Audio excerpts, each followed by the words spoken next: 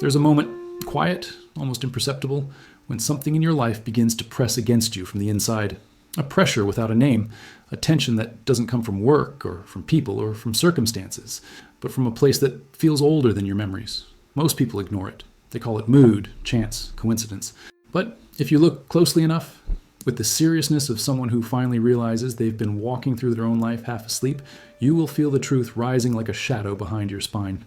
Something is calling you, something that has been waiting far longer than you have been alive. This is the first whisper of karma, not as punishment, not as superstition, but as a pattern woven through your existence, seeking dialogue with your consciousness. Neuroscientists studying memory describe the brain as a storyteller that never stops editing a manuscript written before you were born. Your reactions, your instincts, your fears, your attractions, they emerge from layers of conditioning stretching through generations.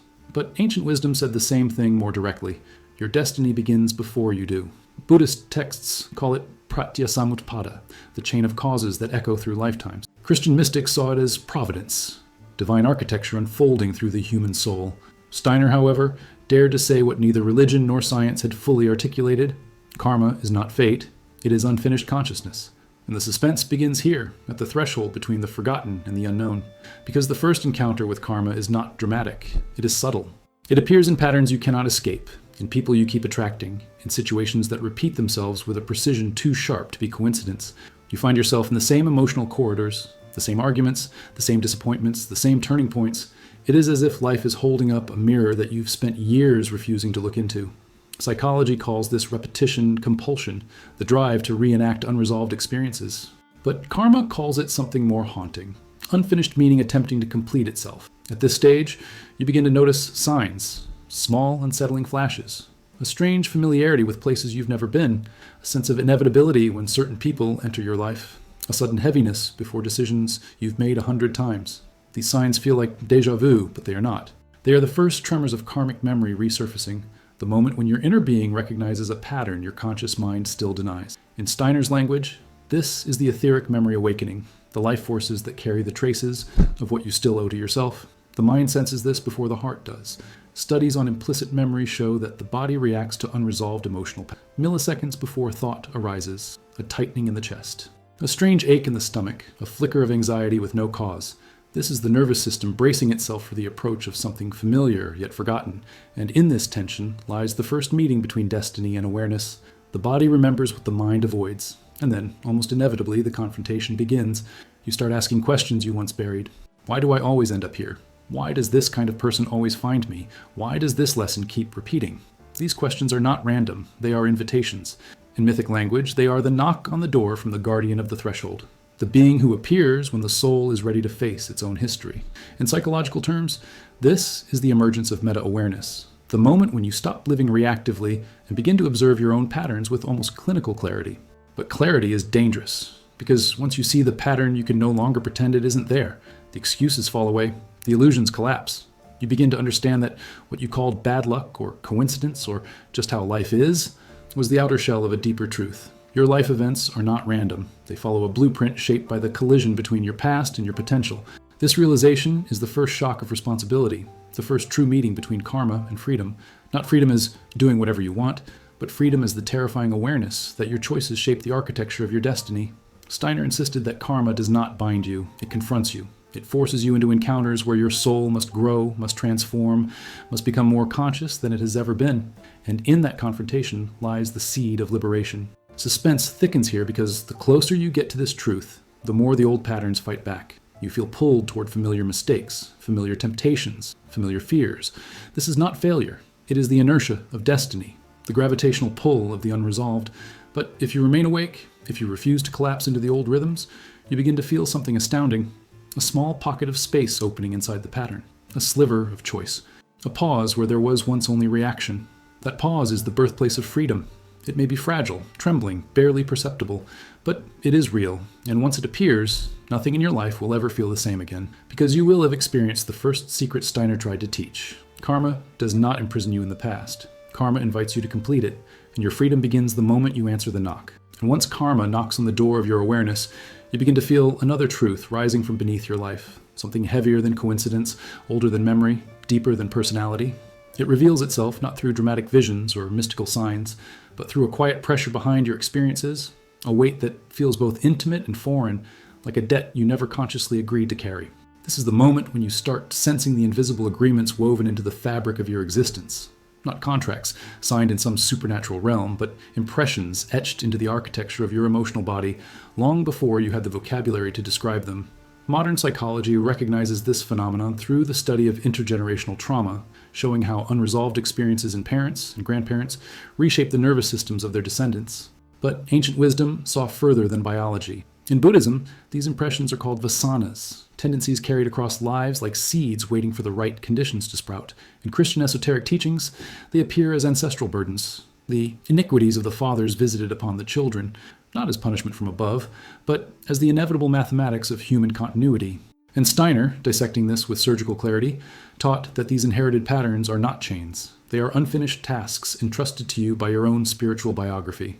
The suspense of this stage lies in how subtly these agreements reveal themselves. At first, they appear as atmospheres rather than events, a heaviness that enters the room when a certain family member speaks, a recurring sense of responsibility you never consciously chose, a strange loyalty to suffering that doesn't belong to your personal story. You feel as if you're living inside a script written by someone else, yet every line still affects you. Psychologists call this role inheritance, but karma frames it differently. These are echoes of choices made long before your current personality emerged, and then the signs grow sharper. You notice you react to certain situations with disproportionate intensity. Something small triggers a wave of fear or rage or sadness that feels ancient, as if it belongs to a story much older than your own. These are not merely emotional responses, they are karmic impulses rising to the surface, demanding recognition. Your soul, in its quiet wisdom, magnifies them so you cannot ignore them. Because what is unconscious will repeat, and what repeats will eventually define your life if you refuse to confront it. Ancient myths capture this beautifully. In Greek tragedy, the hero is never destroyed by external forces. They are undone by inherited conditions they fail to understand. In Norse lore, familial destiny hangs over generations like a storm the living must finish weathering. In Hindu epics, the hero's greatest battle is always with the unseen consequences of past action, not with the visible enemy before them. These stories are not warnings, they are mirrors reflecting the human struggle with karmic inheritance. Suspense builds as you begin to recognize these patterns not as curses, but as messages encoded in suffering. You might feel they are following you, stalking you, repeating themselves with uncomfortable precision, but the truth is far more intimate. These patterns are returning because they trust you to resolve them. Karma is not punishment, it is confidence. It sends you only what you have the strength to transform. And this is where the first real confrontation emerges. You begin to see that the weight you feel is not just emotional. It's structural. It shapes your choices, influences your relationships, colors your fears, limits your freedom. You may feel trapped, but this trapping is not external. It is the echo of an unresolved causality trying to find closure. This is what Steiner meant when he said karma is the moral memory of the cosmos, carried by individuals who have the capacity to rewrite the patterns through conscious action. But here lies the danger. If you do not meet these karmic agreements with awareness, they harden into fate. Psychology sees this as trauma repetition. Spiritual science sees it as karmic inertia. Either way, the consequence is the same. Your life begins to feel like a wheel turning without your permission. Yet, even in this heaviness, something astonishing occurs. As the patterns intensify, so does your capacity to perceive them.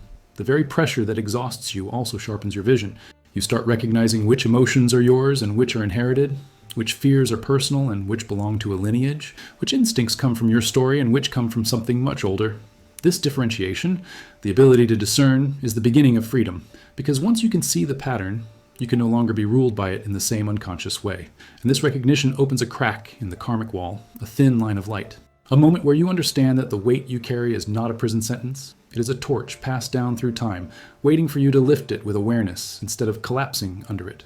This is the second encounter between karma and freedom. The moment you realize that what binds you is also what shapes you for the person you're destined to become.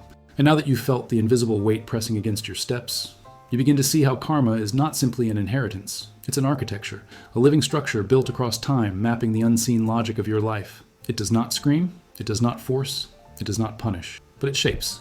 Silently, elegantly, relentlessly, through habits, through reactions, through fears you've never questioned and desires you never chose. You begin to suspect that the present moment has been sculpted not only by your actions, but by a web of causes tracing far beyond what memory alone can reach. Modern psychology understands this as behavioral patterning, the unconscious loops formed through experience and reinforced by repetition. But karma sees something deeper. Intelligent repetition, not random, not accidental, but purposeful, even if that purpose has been forgotten. Steiner called this the lawful unfolding of unfinished spiritual tasks. And it is lawful in the truest sense, unbreakable until it is fulfilled. The first thing you notice is how certain experiences refuse to leave. Not just traumas, but themes. You've changed locations, partners, careers, even belief systems. But the same lessons return, wearing different faces. The same wounds reopen, the same dynamic emerges. You begin to suspect that something is not just happening to you. It is moving through you, a current, a flow. Karma is not in the event, it's in the structure behind the event. At first, this realization is dizzying. It strips you of the illusion of randomness, but it also strips you of blame. The victim-perpetrator narrative collapses. You stop asking, why is this happening to me? And begin asking, what am I being asked to see here? Again? This shift is the first psychological rupture. The story of your life splits open, and beneath it, you glimpse a deeper rhythm, one you've been dancing to all along, though unconsciously. Steiner warned that karma, when left unconscious, becomes machinery. It doesn't care about your comfort. It cares about completion. Left unattended, it repeats, not to hurt you, but to wake you.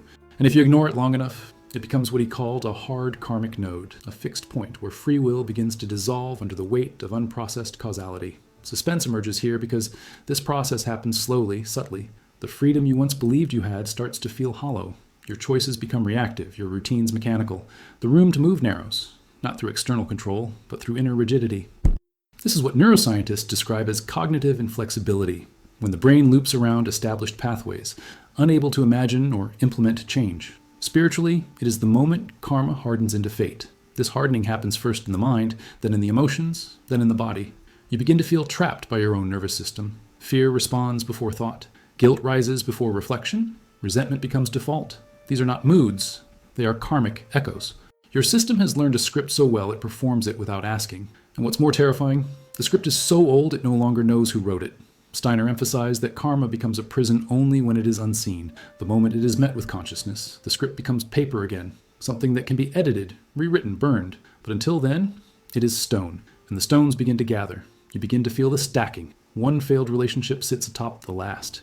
One betrayal echoes another. One missed opportunity bleeds into the next. Time folds. The weight grows. You carry it not just emotionally, but energetically. Your posture changes. Your breath shortens. Your sleep grows shallow. Your life becomes a performance of patterns that once had meaning, but now only perpetuate their own momentum. Psychologists studying trauma loops call this somatic echo. Steiner called it spiritual gravity. Same principle. The past pulls on the present with invisible hands. And if you do not act from a deeper layer of self, you become an actor reading someone else's lines, walking someone else's path, living someone else's karma as if it were your own. This is the point where most people collapse into resignation. This is just how I am. This is my story. People like me don't change. These are not truths. These are karmic resignations, the soul surrendering to the repetition rather than transforming it. But even here, at the height of repetition, there is a crack in the loop. It comes through pain, through burnout, through a question whispered in the night. Is this really all there is? That question, simple, trembling, honest, is the voice of the I re-emerging. The real I. The self who does not identify with the karma, but observes it. The self who knows it has existed before and will exist after. The self who was never the pattern, only the witness of the pattern. And the moment that I speaks, not as ego, but as presence, a new force enters the field. Freedom, not as escape, but as interruption. A single breath taken with full awareness in the middle of the karmic storm becomes a cosmic event, a silent rebellion, a thread through the labyrinth. Because in that moment, the architecture trembles. You are no longer merely shaped by karma. You are starting to shape it. And once the structure of karma begins to crack under the weight of your awareness, you enter a new territory, one that is not just psychological, but existential. It's the moment when repetition becomes unbearable, not because it grows more painful, but because you've finally seen it. You've looked directly at the machinery of your life and realized it's not moving you forward. It's turning you in circles. And that realization doesn't liberate you right away. It suffocates you. Because knowing you're trapped is still very far from knowing how to be free. Steiner warned of this moment with cold clarity. Karma becomes mechanical when the will is unconscious. And what is unconscious will eventually enslave you. Not through violence, but through habit. Not through punishment, but through agreement. At some point, you stopped choosing. You started repeating, and the repetition calcified into identity. This is when karma stops looking like a mystery and starts looking like a machine. A cold, predictable, unfeeling machine that keeps delivering the same outcomes in slightly different packaging. You meet the same soul in different bodies. You walk into different rooms and feel the same spiritual suffocation. You try new paths and somehow end up in the same emotional terrain. At this stage, you're no longer haunted by karma's weight. You're haunted by its geometry. the symmetry of your missteps, the echo of your reactions, the mathematical precision of your avoidance. It's not mystical anymore, it's mechanical, and that's what terrifies you the most. Neuroscience calls this limbic looping, a condition where emotional triggers and behavioral patterns reinforce each other in closed neurological circuits. But Steiner saw this long before the brain was mapped. When the will is not guided by the I, it becomes fuel for forces outside the self. Not demonic forces, but unconscious ones. Collective ones, archetypal ones. What Jung would later call the autonomous complex is what Steiner identified as the moment karma detaches from spiritual evolution and becomes automated recurrence. And here is where the true danger begins. Not in pain, but in numbness. You stop expecting things to change. You begin performing life instead of living it. You give yourself over to roles, routines, and personas because they require less effort than transformation. You might still speak of growth, freedom, awakening, but in truth, you're orbiting around the same psychic center, wearing down your soul like a wheel-grinding stone. This is not failure. It is karma without witness, because karma that is not observed becomes destiny that enforces itself. And the machine does not sleep. It is fed by every moment you ignore your intuition. Every yes you say when you mean no. Every hour you spend running from the silence where your truth once lived. The machine doesn't punish you. It just continues, endlessly, until something inside you decides to interrupt it. And that interruption is not dramatic. It begins with a question. Who is moving me right now? That one question, if asked honestly, will short-circuit the machinery. It will introduce doubt where certainty once ruled. And doubt is dangerous to karma. Not the shallow doubt of insecurity, but the deep doubt of awakened presence. The refusal to obey what no longer feels alive. But here's where suspense tightens, because the machine fights back. The moment you question the loop will try to seduce you back into its rhythm. It will offer the comfort of the familiar, the false safety of numbness, the predictability of unconsciousness. You'll feel pulled to do what you've always done, not because it serves you, but because it feels known. And what feels known always feels safer than the unknown, even when it's killing you. This is what Steiner meant when he said that karma without transformation becomes possession by the past. Not metaphorically, literally. You become a vessel through which past forces operate, using your present body to keep themselves alive. And that's the moment you must act. Not with drama, not with grand declarations, but with surgical precision. You must begin to change small things intentionally, breathe differently, speak differently, walk differently. Choose one habitual response and interrupt it. Refuse one invitation that feels like an echo. Sit in silence where you once fled. These tiny shifts are not trivial. They are breaks in the karmic circuitry. Psychological freedom begins in the muscle. Spiritual freedom begins in the pause between impulse and action. Steiner called this the will awakening inside the wheel, because once the will re-enters, the machine begins to slow. It can no longer operate without your agreement. Your silence no longer feeds it. Your unconsciousness no longer oils its gears. And then, one morning, or one night, or one breath, you feel it. The machine is still turning, but you're no longer inside it. You're watching. You're choosing. And that is the first act of freedom. And now that the machinery of unconscious karma has been exposed and the will has begun its subtle revolt, we enter the most fragile and dangerous moment of the entire journey, the moment of interruption. Not dramatic transformation, not enlightenment, not yet, but the smallest crack in the karmic loop, where a new impulse enters and begins to question what has always been automatic. This is not the heroic act of breaking free with a single choice. It is far less romantic. It is the beginning of discomfort, disorientation, a shaking of the scaffolding that has held your life together, even if that scaffolding was built from wounds and repetition. Because once you interrupt karma, you also interrupt identity. And when identity begins to unravel, what remains is not clarity, but silence. And in that silence, something sacred begins. Steiner taught that karma is a teacher that waits patiently in silence until the student notices the lesson repeating. And the moment the soul begins to notice the cycle, truly notice, not with resentment or fear, but with presence, karma begins to behave differently. It shifts from repetition to confrontation. And the first confrontation is with your own reflection, not as a person, but as a consequence. You see that your personality has been partially constructed, not by freedom, but by response. You see that your preferences have been shaped by avoidance, that even your values may be echoes of what you were forced to endure. You realize that, without knowing it, you've been sculpted by the very forces you now wish to escape. Psychologists studying deep cognitive transformation call this stage pattern recognition shock, a psychological destabilization that occurs when the mind sees through itself. But spiritual science has always known it. This is the point where the soul must pause, hold its breath, and choose whether it will continue the path it knows, or begin the dangerous work of liberation. And the danger is not external. It is the unknown within. The parts of the self you've never met because they were never allowed to live. Interrupting karma is not simply about changing behavior. It's about creating a new space inside yourself where the old self cannot survive. A chamber where presence is the only inhabitant. And this chamber is not empty, it's alive. alive with everything you've pushed away. Your fear, your rage, your shame, your doubt, not as enemies, as fragments. The fragments of the soul that had to be silenced to keep the karmic pattern intact. And now they return, not to punish you, but to be reintegrated. They rise like ghosts, not from past lives only, but from all the moments in this life where you said yes while your spirit screamed no, where you smiled to maintain peace, where you shrank to avoid rejection, where you abandoned your truth to feel safe. Interrupting karma brings these pieces back, and this is where the real work begins. Because now, you are neither who you were, nor who you are becoming. You are in between. The past no longer rules you, but its echoes still haunt your nervous system. The future is unwritten, but your hands tremble as they hold the pen. You don't trust your impulses yet, because you've lived too long reacting to survival. You don't recognize your desires yet, because they were hidden beneath inherited shame. You begin to walk through your life like a visitor, trying to remember how to feel from the inside out. Steiner warned that this in-between space is sacred, but also the most susceptible to collapse. It is when doubt becomes a whispering serpent. It tells you you're overthinking, that this effort is unnecessary, that change is vanity, that the past wasn't so bad. It begs you to return to the comfort of repetition, because patterns are easier than presence. But presence is what transforms karma into freedom. And so the protocol must be precise. Not dramatic, not idealistic. Precise. You begin to anchor your days not in performance, but in observation. You begin to say no, not loudly, not defiantly, but softly from the root. You refuse to explain yourself to forces that never deserved your loyalty. You pause before speaking, and in that pause, you feel the entire karmic script waiting to reclaim your voice. But you don't read the lines, you wait. You breathe, you choose. This choosing is small at first, but it is revolutionary.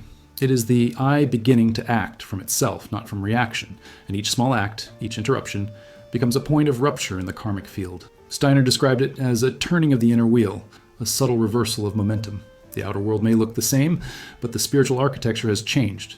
You are no longer pulled forward by the past.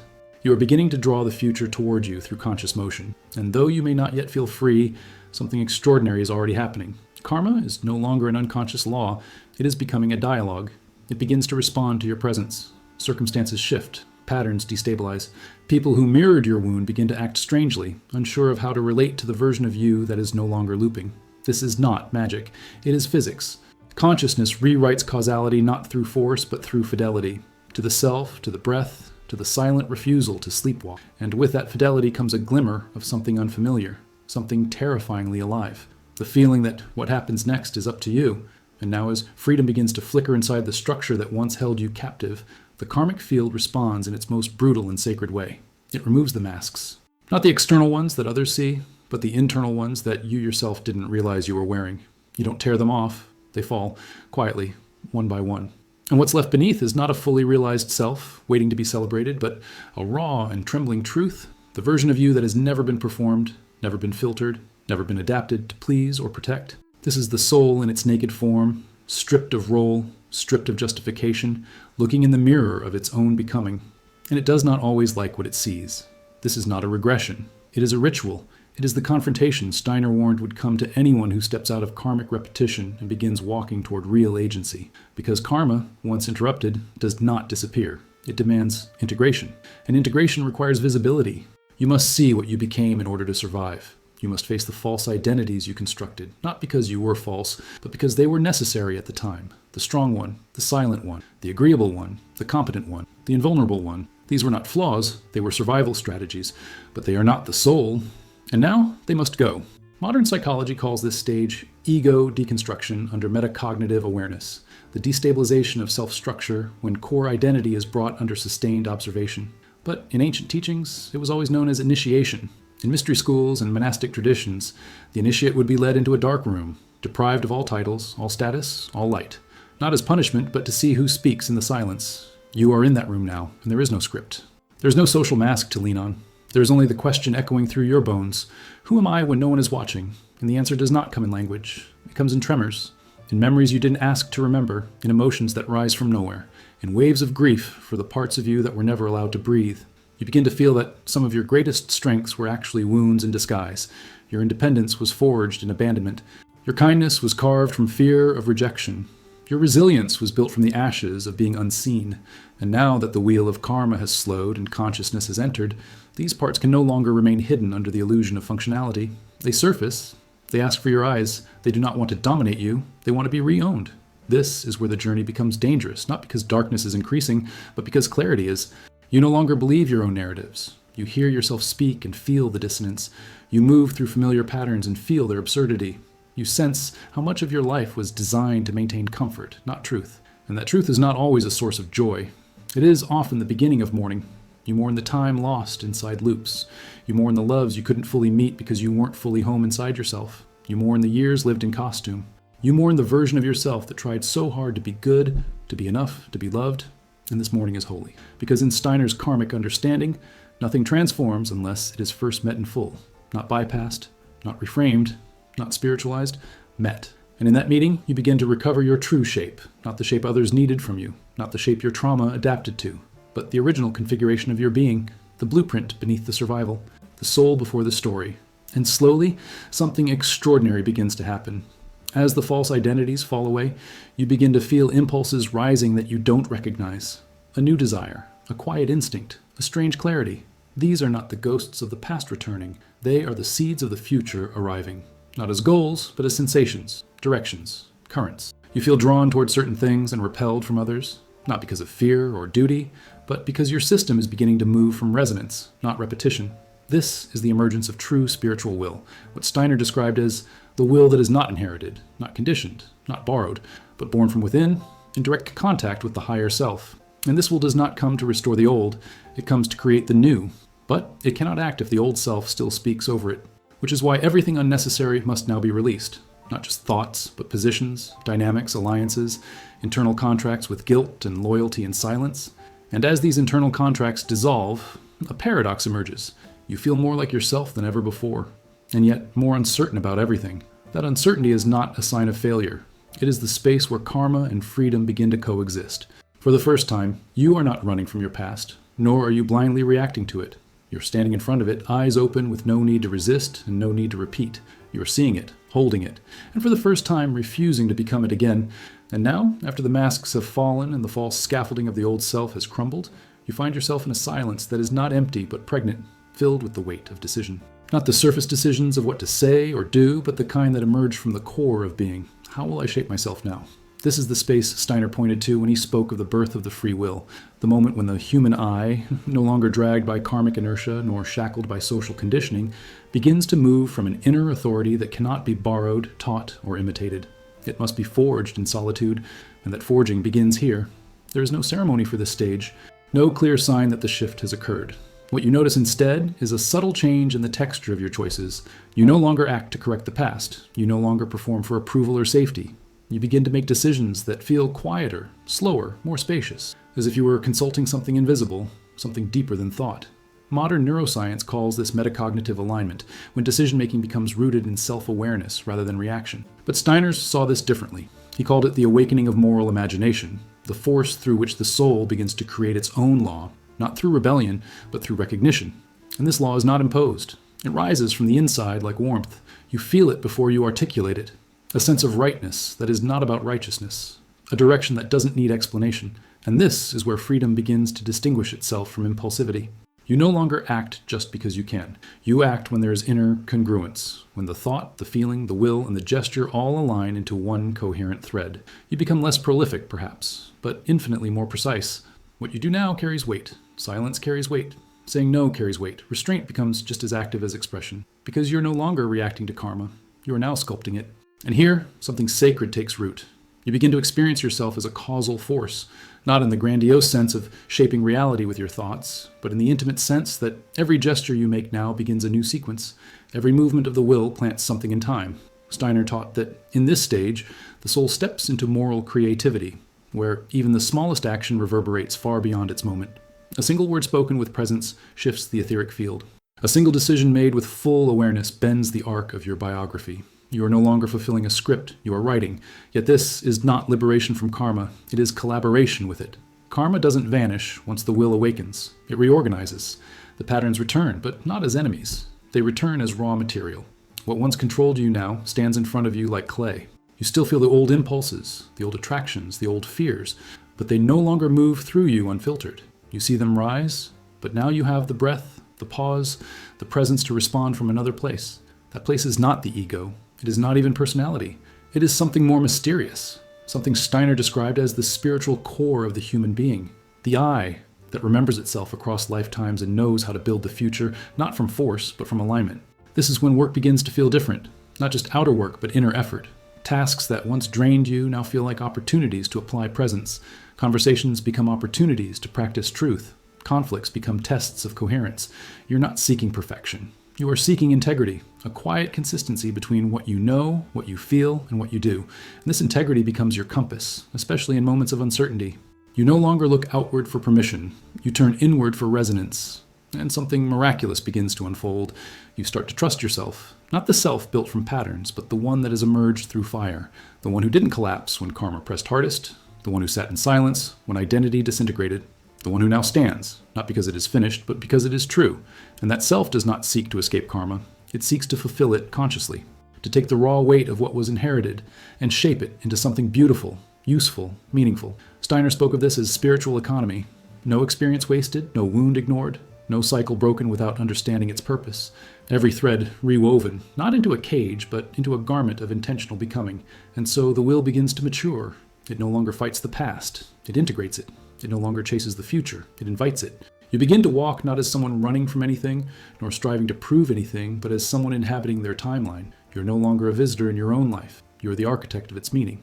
And while the world may never notice the shift, your entire inner reality changes shape. The space inside you deepens. The noise softens. Your presence thickens. And the air around you starts to respond. This is not a dramatic moment. It is the quiet birth of a new center. And that center is you. Not the you shaped by karma, but the you who now shapes karma in return. And now that the will has begun to stabilize, no longer reactive, no longer defensive, but awake and anchored in something internal, a new labor begins, quieter than the collapse that preceded it, yet infinitely more demanding. Because freedom, once claimed, must be exercised. And to exercise it, you must do something most people never realize is possible. You must work with karma like an artisan works with iron. Not avoid it, not escape it, not erase it, but step toward it as raw material.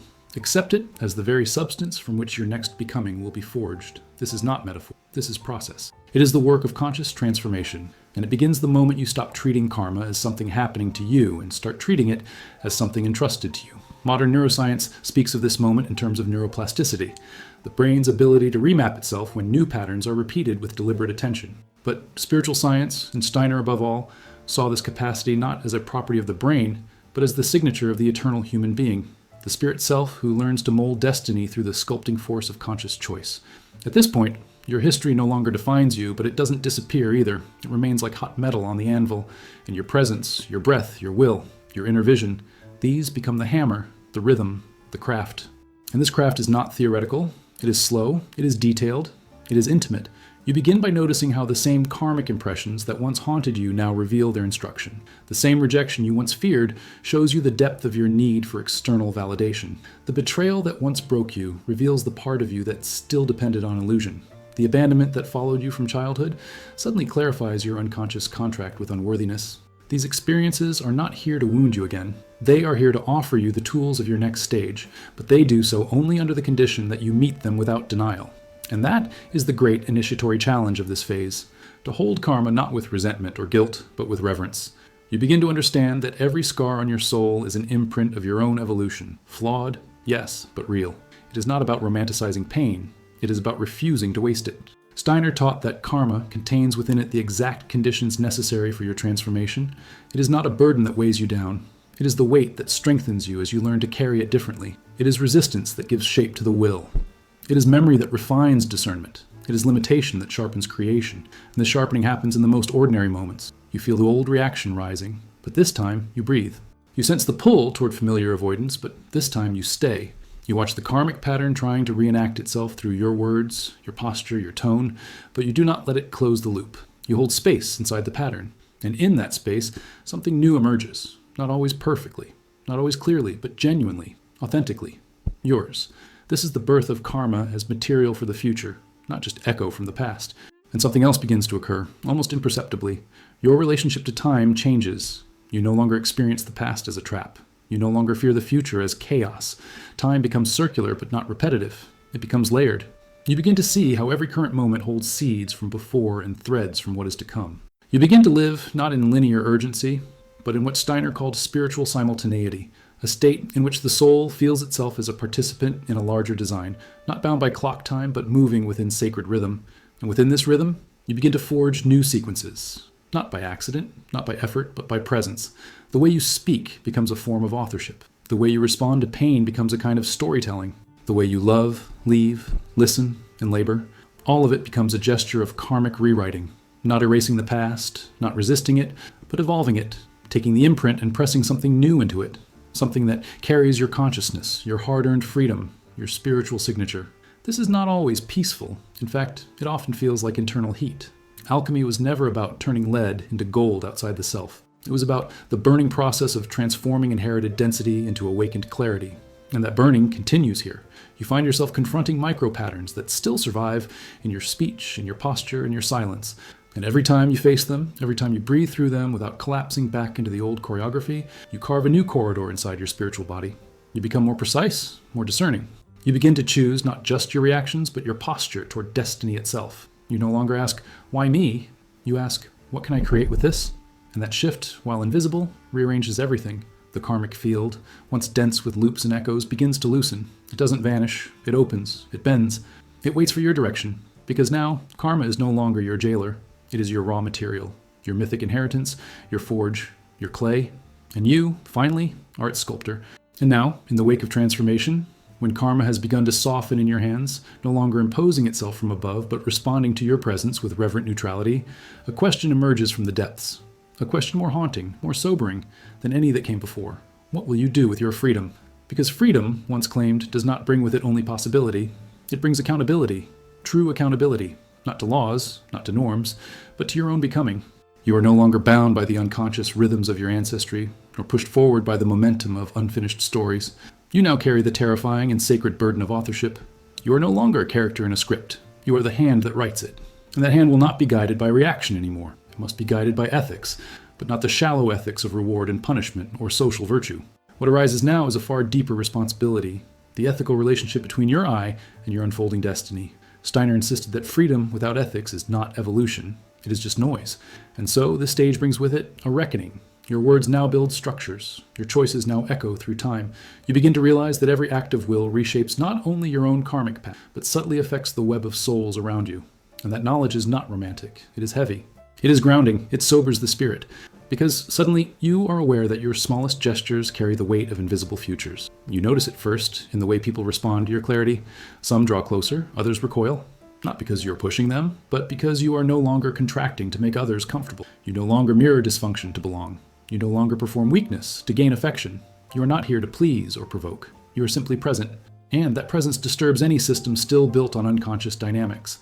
This is not ego, it is energetic honesty. And with it comes a quiet solitude, not because you're rejected, but because you are no longer willing to abandon yourself to maintain proximity.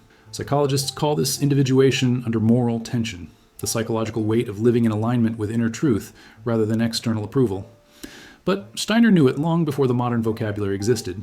He described it as the moment when the I begins to sacrifice comfort for coherence, not as martyrdom, not as heroism, but as a non-negotiable rhythm of spiritual maturity. And now that your karmic engine has shifted direction, the path in front of you is no longer shaped by necessity, it is shaped by fidelity.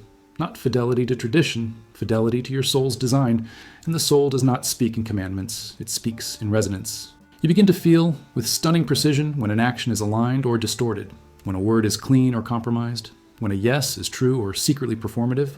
And every time you act from truth, a new thread of karmic continuity is created, one not based on retribution, but on creative momentum. This is the ethics of freedom, not about whether you're doing something right or wrong, but whether what you do brings you closer to your essence or pulls you away from it, whether your choices make you more coherent or more fragmented, or whether your inner voice grows louder or quieter. This is not morality imposed from outside. This is the organic unfolding of inner law, a compass that calibrates itself in real time. Every time you pause, breathe, and choose from the center, and here the paradox becomes undeniable. The more free you become, the more bound you are, not to rules, but to integrity. You cannot lie to yourself anymore. You cannot betray your knowing without feeling it instantly in your nervous system, in your breath, in your field. The cost of unconsciousness becomes too high. The body stiffens, the path clouds, the energy dims, not as punishment, as feedback, because now the soul is no longer willing to pretend. It will no longer carry half choices and masked agreements. It demands clarity, not perfection, but clarity. You may fall, but you must fall consciously. You may hesitate, but it must be your hesitation, not one inherited or imposed.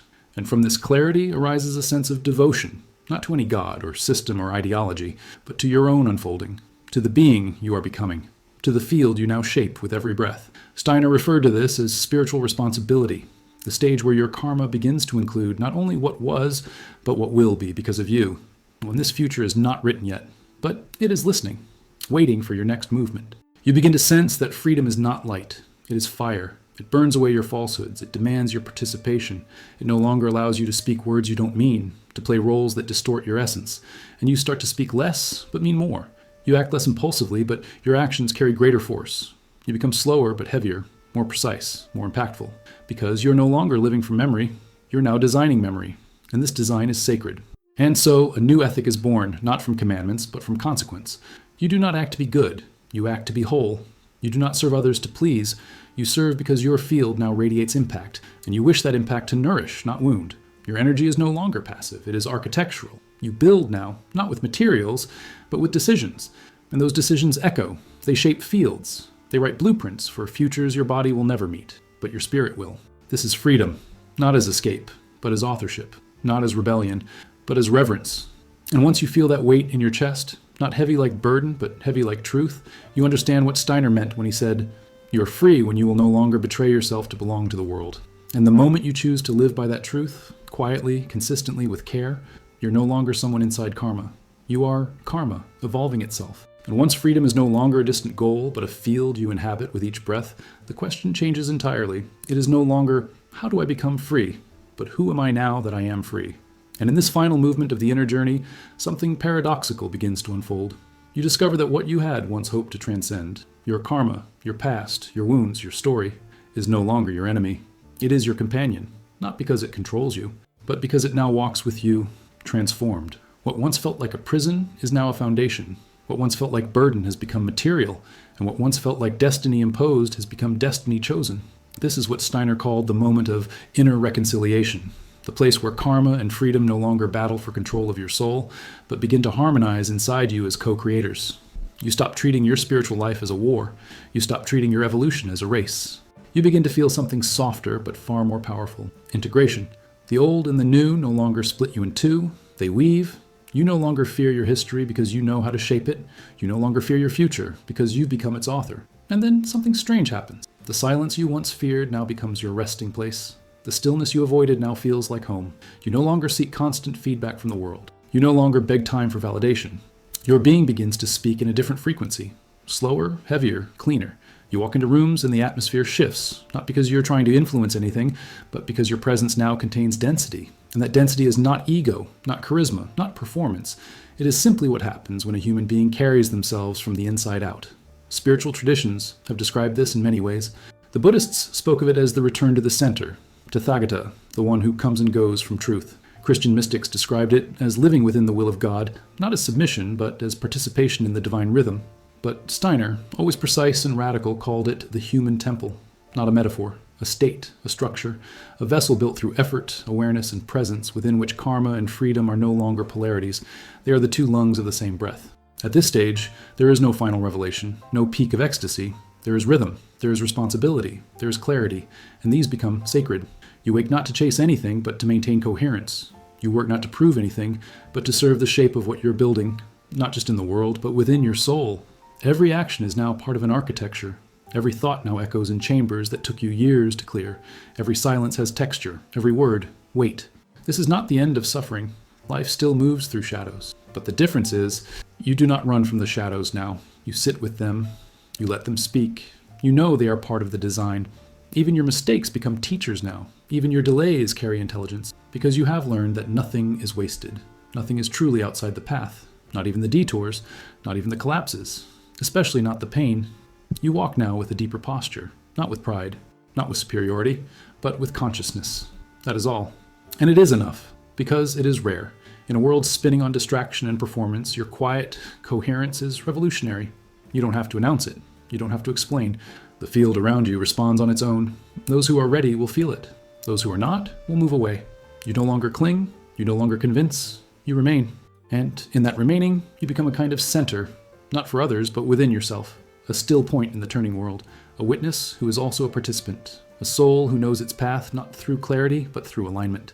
You do not need to know what comes next. You simply move with integrity through what is now.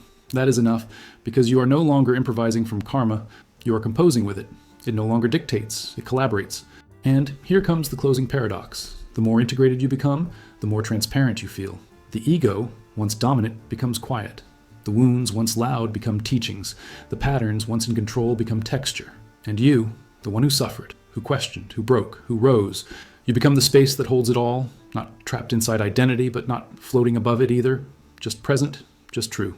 Steiner often spoke of the I as the eternal traveler, the one who walks through lives, gathering, transforming, refining. And now you understand what he meant, because you feel it. You feel the thread of yourself across time, not in memory, but in presence. You are the one who shaped what once shaped you. You are the one who entered this life carrying shadows, and is now leaving new light in their place. There is no applause for this, no ceremony, only the silence of a soul at peace with its journey.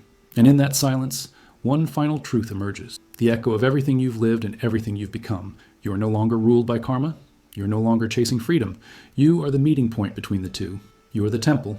You are the flame. You are the one who stayed.